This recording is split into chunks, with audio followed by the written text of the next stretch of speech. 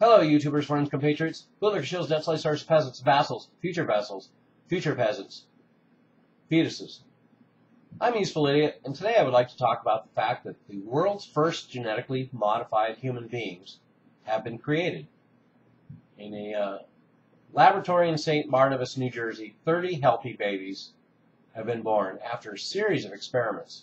In fact, the doctor even said, quote, first case in which it produced normal, healthy children, unquote. So, of course, that begs the question, how many experiments did they have that produced abnormal, unhealthy children? But, of course, that question will go unanswered. So let's go on with our story. These babies have been found to contain genes from 3 different parents.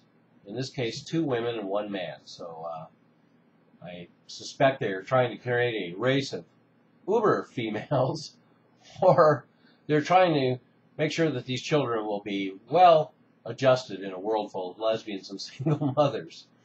But anyway, this 3-member gene pattern will be passed on to these children's children as well. So we have successfully altered the human germline, and we're tinkering with the very makeup of our species.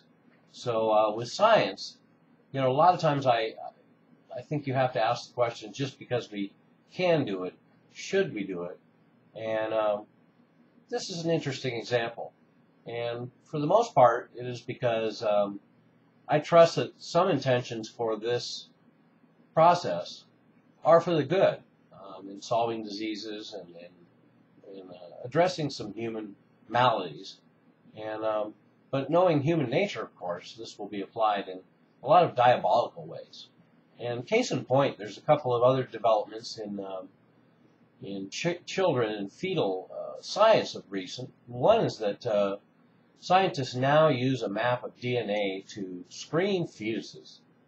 So now fetuses can be screened through 1,000 tests to find out what abnormalities they might have in order to address, I suppose, the possible abortion due to already known abnormalities and birth defects way prior to birth. So, a very interesting development. And let me get to the third development before I get into the implications, and that is that there's a lot of banks of newborn DNA being created now around the world and in different states.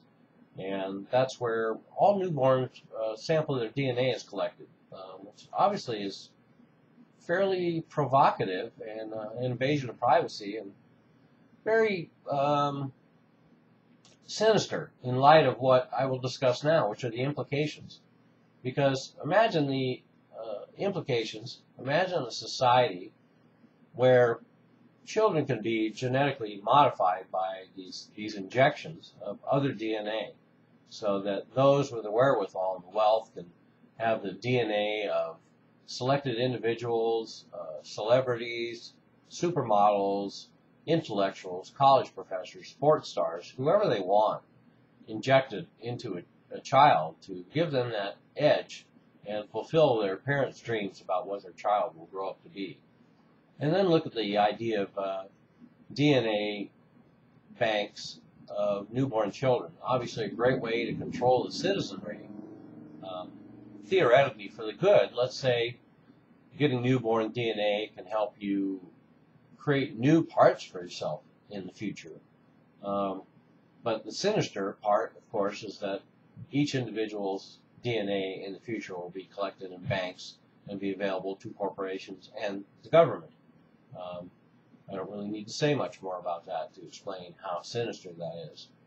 And then, of course, scientists using a map of DNA to screen fetuses, of course, would be a great way, particularly in the New World Order scenario, of using euthanasia to eliminate whatever was decided to be an abnormality in society.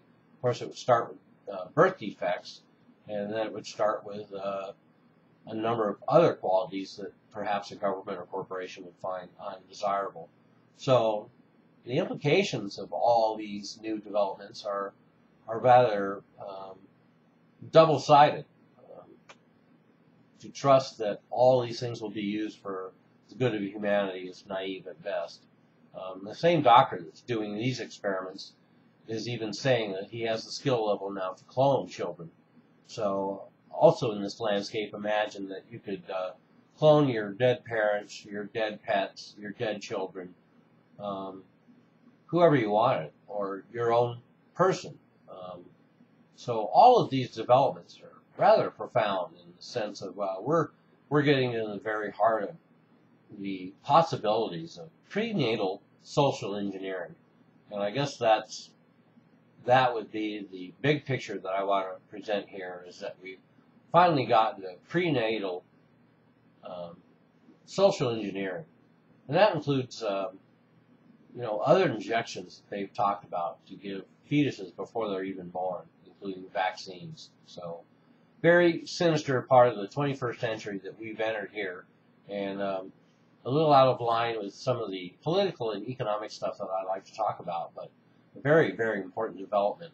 And of course, these developments will find their way into the police state and into the corporate government partnership, because that's what this is all about in the end. I'm a useful idiot. Don't you be one too.